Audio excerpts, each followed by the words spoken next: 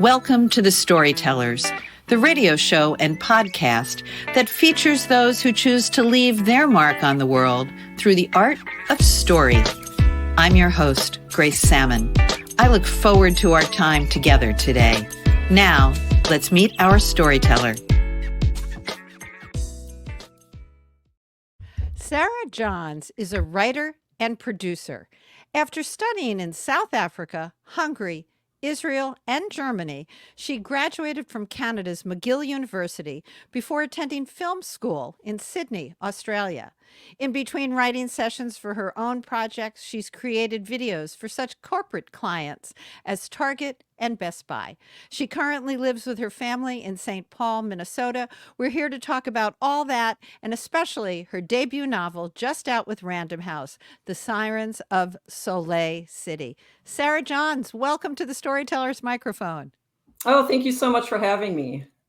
I'm really excited. I finished your book over the weekend, and there's just so many layers to discuss and talk about. It's been described as intergenerational, funny, poignant, surprising, and I think all of those things are true. Tell us about The Sirens of Soleil City.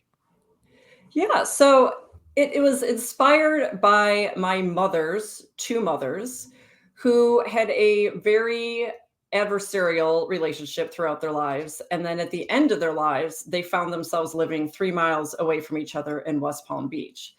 And after the husband they shared, I mean, not obviously at the same time at all, but the man they'd both been married to, after he passed away, they started to meet up together and had lunch occasionally and donuts, and because they shared a family, they had this life together, and why would you dismiss that in your last years? And so that really inspired me.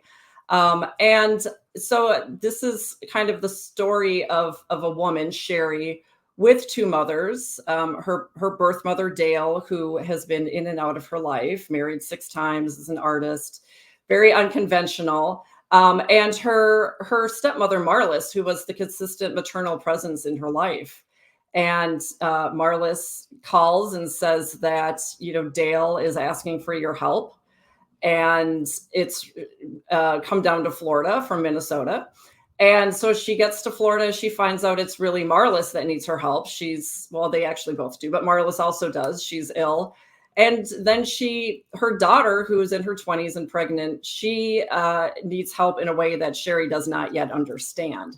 And so Sherry, who's a woman who always fixes everything and makes sure it all goes right, she learns about this senior synchronized swimming championship. And she decides, because it's Florida, she decides that's the answer to all of our problems. I will sign this group of women up from Soleil City, the apartment complex that's under threat, where her mother, Dale, lives. And that's how we'll get through all of this. And you have to learn if it works. Strangely, it sort of almost does. I loved the intergenerational aspects of it. In my own novel, The Eves, that's a key point. My youngest character is 15. We go up to the 90s. Why was that important for you to have this intergenerational span? I mean, I think part of it, possibly, I was writing it out of guilt of not knowing my own grandmother's stories well enough. I know the story of the Dale character, Grandma. I know the story of her first husband, my grandfather, and I know the story of her last husband. I don't really know anything in between. There's many years I just don't know. And I think that a lot of it was just me trying to figure out their stories by imagining them. But I also think that, with a focus on youth and coming of age and kind of messy 20-somethings and messy 30-somethings, there's just a lot of stories that are being missed. Midlife and above is when the real drama happens, I think. And so I really wanted those women to be heard and to really have a voice. How did you focus on, and I found it utterly delightful. I happen to live in Florida. I do not believe I'm elderly, as some of your characters also don't feel that way. But you settled on a 1999 South Florida synchronized swimming competition. How did you land on that as your story? Well, it came down to math for 1999, and it's I really wanted to tell the story of like these 20th century women. I just think that my grandmothers and Dale and Marlis were born in the 20s, and they lived through such an amazing period. I mean, to go from being basically almost overlooked to then having to earn freedom in a way, and to earn empowerment. And I wanted to discuss that. The other thing is, I really do believe that is kind of when we're doing greatest generation to boomers to Generation X. That's probably the last time that we really have these very clear generational divides between the greatest generation and boomers. Very clear divide. Not as clear between boomers and X, because X, which is my generation, we listened to the music, of the 60s, and emulated some of the clothing. But I was always very fascinated that if I'm going to write a book about 3 generations of women, I wanted to do it about these 3 very distinct generations. And I think a lot of those generational differences, I think a lot of those have just been erased in a way. I mean, my daughter listens to the music of the 90s, my era, and I use the technology that she uses. I mean, there's just not really huge differences anymore, and that's what fascinated me. So why synchronized swimming? Well, that's a good question. I don't know if I can completely answer that. I think because I knew there had to be this pool. And the pool was, because it as it was in my grandma's life, it was the focus it was the social hub of this apartment complex. And it's where I think these people who were living in Florida at a time when it was still affordable. It's, I think in many ways it's not to the average person anymore. But it was a way that they felt, this luxury almost in a way, and fancy that they had a pool. I mean, what a amenity to have. And so I think there was I needed a way to kind of keep everyone at the pool, and water aerobics was not it. So synchronized swimming, as they say in the book, for old broads, sort of was the way to go. And also I wanted a competition element. In the book, it's almost like, structured almost like a sports movie. I mean, there's this countdown to competition happening throughout the book. And so this also allowed me to use that structure.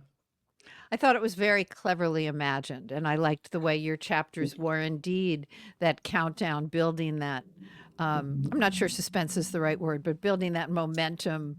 Yes, momentum, I think. Yeah. Towards the big event. I've heard you say in other interviews that you actually had another book in mind. And then this was actually the book that you wanted to write. Yes. Why did you have to write this book?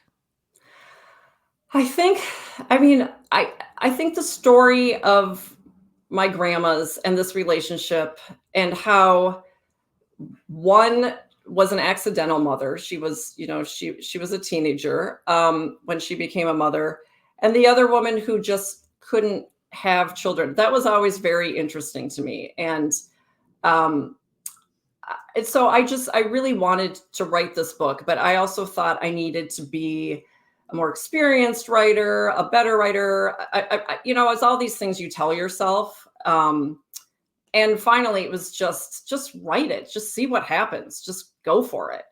And, of course it was in me, and it was fine, and I was able to do it. But I think that we scare ourselves out of things. And also, it's this, I was unagented at the time. And so I think you also feel like, well, what do people want to read? What does the market think that you should produce? And I had the previous book that I tried to query, that was sort of where that came from. And it didn't work. It didn't work at all. So, at that point, it was like, well, I did what I thought people wanted. Now let's do what I want to do and see what happens. And that's when everything came together. So let's talk a little bit about that process. There's so many vehicles and avenues now for authors to publish, agented, unagented, a clear line, but so many other avenues as well. What was that process like for you And where does that process now take you in future writing?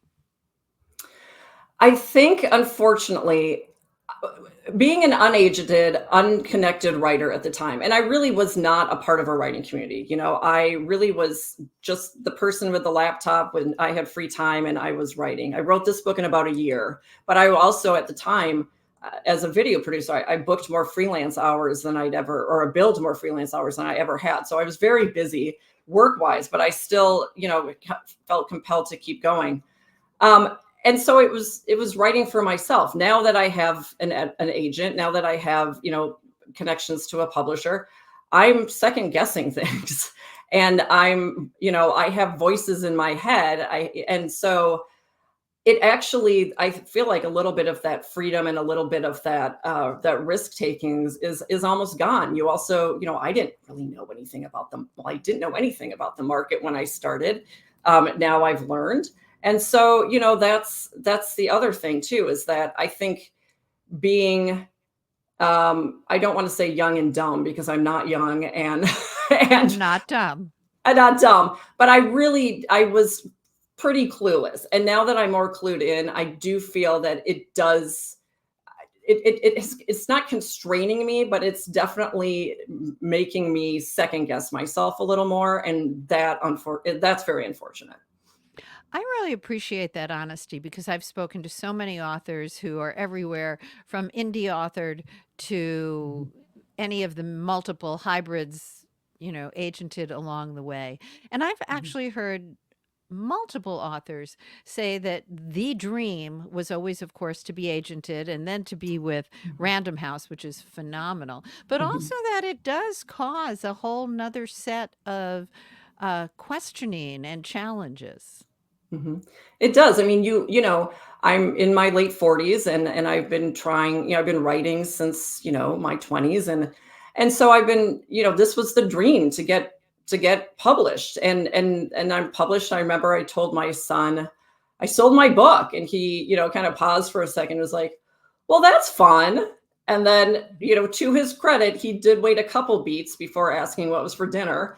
But, life really does just continue on. And I think that in any creative endeavor, when you sort of reach the pinnacle that you've been reaching for, you realize that the goalposts just keep moving.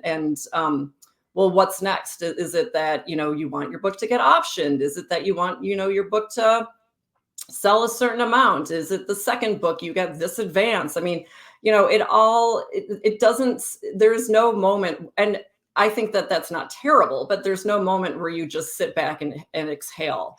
I did meet a writer who does also have another career, and she was able to do that. And I just remember feeling extremely jealous and then also thinking like, oh, she's got so much momentum right now and I think she's wasting it. It's a very strange situation to be in where, my friends and my husband saying, you have been published by Random House. That is the end all be all. But I want to, it's not just about one book for me. I want to be a writer with a backlist, so. Well, and I just applaud your honesty on that. And I want to go back to something you alluded to in the first part of this questioning. And it was you wrote a book, and I'm going to use the word for marketability, and then you wrote the book you loved. Does that change now? Does your agent help you or guide you, or does Random House say, okay, this would be more marketable, or do you still get to write what you love? No, there is more. I mean, I still get to write what I love. My agent, Kim Witherspoon, is very kind and very excellent with development. But there is an idea of where I've written a book where it appeals to women of middle age and above, and I can't necessarily abandon that right away. And so I did propose a book that was a little more out there, and that was maybe suggested that that's book 3 or 4. So there is, you are building a brand. I mean, that's what I'm kind of, as I'm spending time on things and money, it takes your own money as well. That, I almost liken it to starting a small business in a way, that this is the beginning. And again, I've been around a little while, and so I don't want to do this arts for art's sake, which of course nothing wrong with that, but I would like to be able to keep doing this. And so you have to be aware of the market. Right. And so important. And yes, the ideas that you're putting forward of that we have to invest our own money and our time in a very, very different way. Before we came on air, you and I were talking about, and I'm going to say on my part, bemoaning the part of just the amount of time it takes to market our book and to engage. So I think that's important for all of our listeners as well. I want to get back to your book, though, The Sirens of Soleil City. You have multiple points of view without it necessarily being a point of view driven. We don't actually shift characters, but we get to refocus on them. And we really get some wonderful insights into each of the women. So talk a little bit about each of your characters for us, please. Yeah, so I have my four main characters. Laura, who's in her 20s. She is, I think, about 3 years into her marriage. She's pregnant with her first child, and her marriage has collapsed. And so she has always kind of done what she thought was right, and she's realizing that the illusion of it has sent her down the wrong path. That it was never really going to work.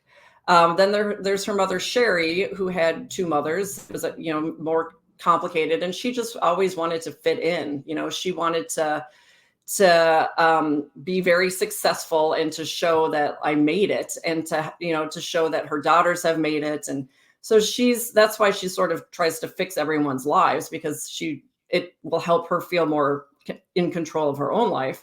And then there's her mother Dale, who walked away from her and her marriage when she was her child in her marriage when Sherry was about 5, and she went to pursue her passion, which was art, and had an unconventional life. And then Marlis was her best friend at the time, and she stepped in and was in love with Sherry, and stepped in as a mother, and played that role till the end of her life. And then on top of that, we have the characters of Soleil City, which are women in their 70s. And they all come with their own stories, which we get snippets of. We don't go too deep, but we have a sense that they're all complicated people, and that life wasn't always easy, and they didn't always get the lucky breaks that maybe some others might get. And a lot of that was because they weren't willing to play the game.